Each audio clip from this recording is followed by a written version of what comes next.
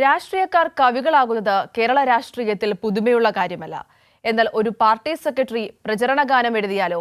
ഈ ലോക്സഭാ തെരഞ്ഞെടുപ്പിൽ ഇടതുപക്ഷത്തിന്റെ പ്രചാരണ ഗാനം തയ്യാറാക്കിയിരിക്കുന്നത് CPI സംസ്ഥാന സെക്രട്ടറി ബിനോയ് വിശ്വമാണ്.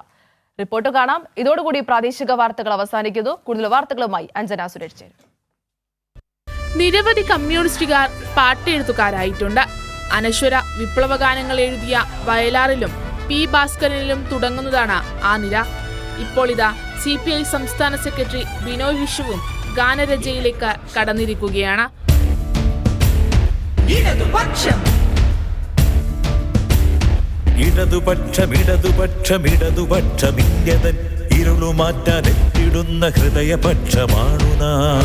പ്രശസ്ത പിന്നണി ഗായകൻ പന്തളം ബാലനാണ് ആലാപനം.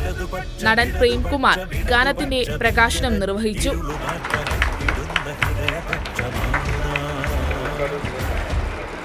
ഈ പ്രസ്ഥാനം ഇല്ലെങ്കിൽ, ഒരു ലെഫ്റ്റ് ചേരിയില്ലെങ്കിൽ ഇന്ത്യ തകർന്നു പോകും. കാരണം നമ്മൾ ഇത്ര വരെ ജീവിച്ച് നമ്മുടെ പുതിയ തലമുറ എന്ത് കണ്ട് പഠിക്കും? ഒരു നിയോഗമായിട്ട് ഞാൻ കാണുന്നു. കാലഘട്ടത്തിന്റെ ആവശ്യമാണ് ഇങ്ങനെയുള്ള പാട്ടുകൾ. തിരിച്ചറിവുകൾ ഇല്ലെങ്കിൽ തീർച്ചയായിട്ടും ഇന്ത്യ തകർന്നു പോകും. ഇന്ത്യൻ രാഷ്ട്രീയ സാഹചര്യവും ഇടതു പ്രസ്ഥാനങ്ങളുടെ പ്രസക്തിയുമാണ് വരികളിലൂടെ ജനങ്ങളിലേക്ക് എത്തിക്കുന്നത്.